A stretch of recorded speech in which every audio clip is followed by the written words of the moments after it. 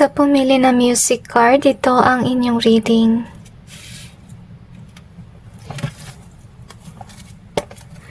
Tingnan natin kung ano ang mensahe ng Panginoon para sa inyo.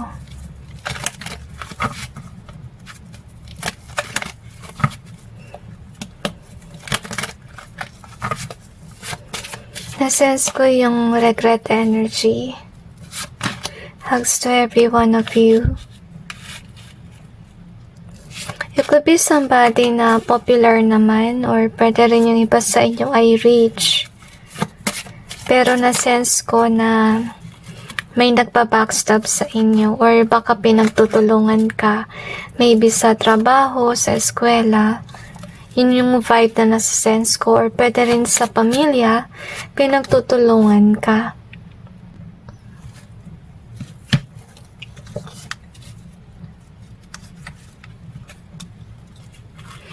Lagay ko na lang dito para kita. Okay. I-clarify natin yung cards to gain more information.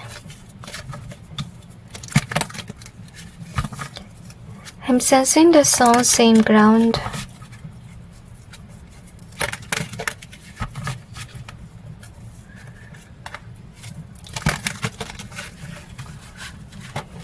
Okay, siguro nangyari dito ay may betrayal. Parang sa isang pile ganito rin, pero yung pinakaiba lang, aware ka kung sino yung nag-betray sa'yo. Kasi yung isang pile di niya alam kung sino yung sumasalbahe sa kanya.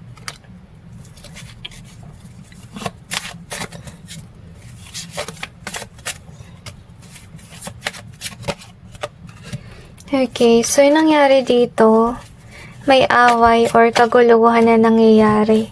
I kinda like sense mostly sa opisina yung kanyang pagka-vibe. Talagang may kinalaman sa career mostly. Or kung hindi man dahil dun, siguro yung minimum sa inyo about yun sa friends, or pwede rin sa pamilya mismo yung conflict, okay? So far, siguro dati balanse yung buhay mo.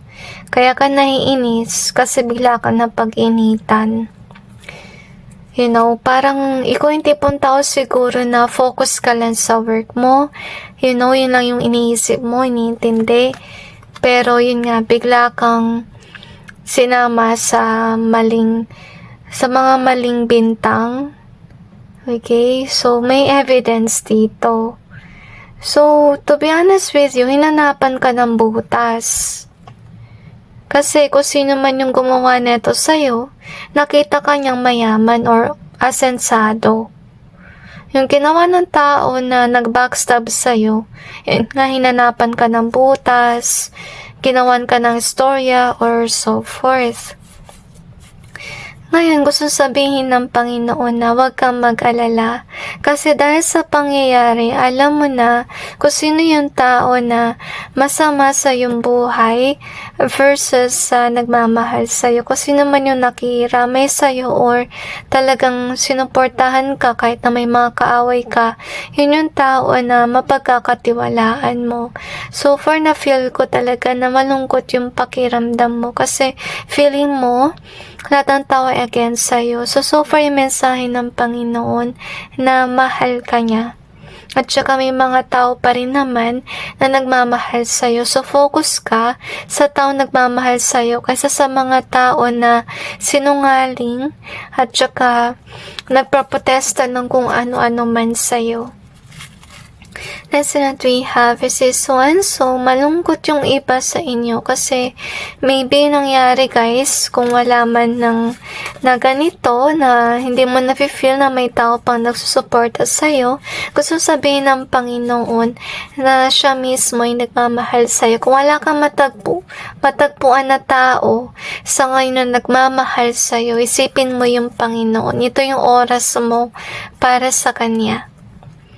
Okay, kasi I feel na kaya rin ito nangyari siguro kasi yun nga, baka kailangan mo matuto siguro na maging humble, maybe. Baka yun din yung dahilan. And with regards sa imagination, so Kung hindi man ito yung storya na nagpapahumble sa inyo, maybe may tao na talagang ma-pride, to be honest with you, na talagang parang nag-feeling ba siya na siya yung batas. Ngayon nangyayari. So, ibig sabihin lang nun, yung message sa'yo ng Panginoon, lumayo ka sa tao na ganito yung pag-uugali, na feeling niya siya lagi yung tama. Kasi, kung may ganyan na tao, wala kang laban sa kanya. Kasi, yun nga, gagawain ng paraan na siya lagi yung tama at ikaw yung mali. Okay? So, gusto sabihin ng Panginoon na lumayo ka muna sa eksena. Kasi kung patuloy ka nandyan sa eksena, syempre patuloy kang iiyak. Patuloy yung ginagawa nilang kalokohan sa'yo. So, yung dapat mong gawin sa ngayon is maging close ka kay God, pray ka, okay? At saka mag-focus ka sa mga tao na nagmamahal sa'yo kaysa sa mga tao na pinapabagsak ka. At iiyak mo rin kasi syempre mabigat yan sa yung damdamin yung mga nangyayari.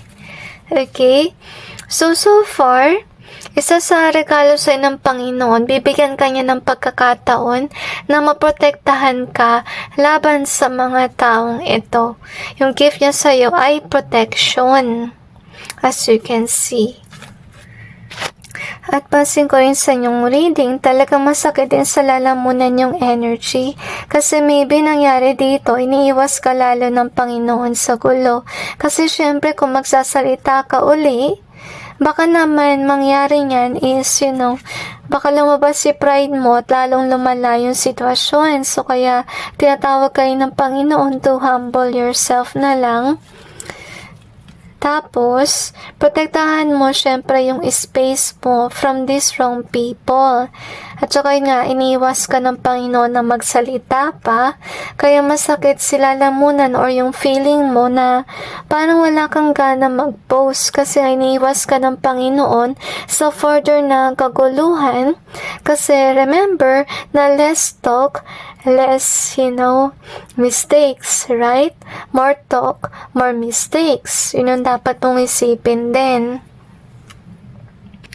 So, next that we have is this one. So far, gusto sabihin ng Panginoon na ginaguide ka niya patungo sa mga tao na mapagpahal at saka nakaintindi sa'yo.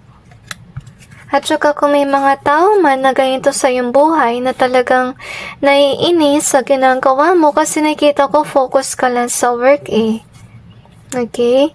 Ito yung mga tao na siguro wala magawa sa buhay kundi manira. So far, kompleto naman sa buhay mo before, may love life ka, meron ka rin work. At itong tao na to napag-initan ka kasi nagsaselos siya sa'yo. So, you have this music being here. So, ito yung with regards sa voice. So, yung payo sa'yo ng Panginoon na huwag kang magsalita. Kasi pag magsalita ka, lalong lalala yung gulo. Na-sense ko tuloy yung energy nun na parang pinipigilan ka talaga magsalita. Okay?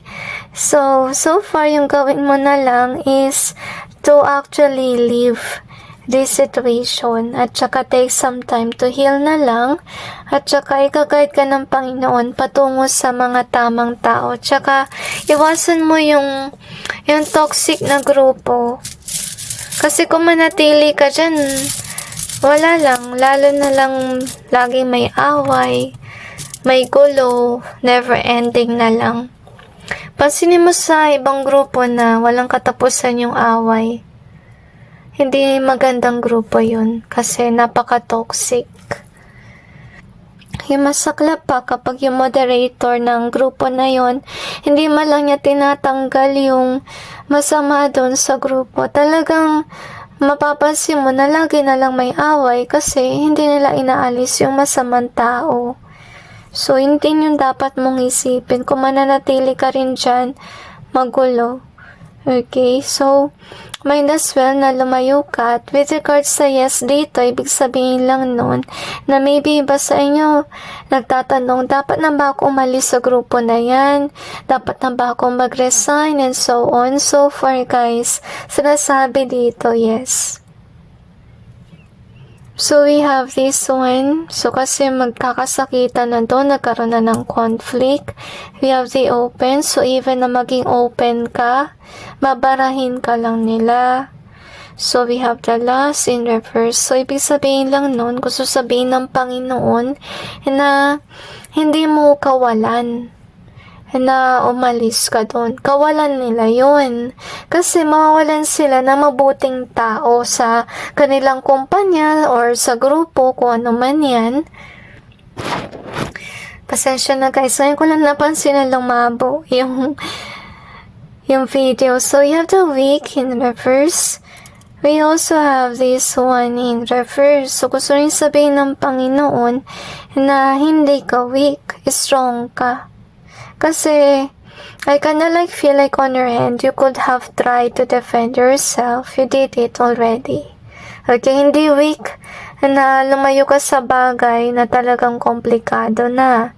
Yun ay tinanggap mo yung bagay na hindi talaga meant para sa'yo. Kasi, gusto rin sabihin ng Panginoon, wag mong isipin na weakness na lumayo. Isipin mo na mabubukasin yung opportunity kapag ikaw ay nag-close ng pintuan. So, we have the use in either way. We also got this one in reverse. I feel na yun dapat mo matutunan dito na maging maingat ka at isipin mo na hindi lahat ng tao ay kapanalig mo. May mga tao talaga na masama, gagawan ka ng kalokohan, sisihan at kung ano. Yung mga wala bang magawa sa buhay, yun ang nasa sense ko. So, yun nga gusto sabihin ng Panginoon, next time mag-ingat ka. Next time, might as well na wag mo na lang sabihin yung sikreto mo sa ibang tao kasi, you don't know who you can trust. Kasi kahit nasabihin natin na kaibigan, may tendency pa rin yan na baka mag-betray kung sakali man magbago siya, diba? So, might as well na itago mo na lang sa sarili mo yung mga sikreto. So, anyway, let's see what else do we have here.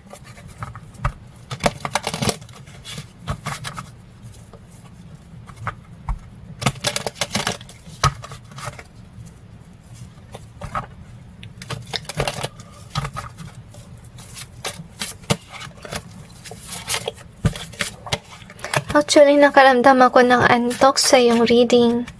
Ibig sabihin lang nun na baka tinatamad ka ng, let's say, pumasok sa work dahil sa ganitong komplikadong bagay, or pwedeng you are tired of this nonsense na mga tao sa paligid. I feel like buhaya.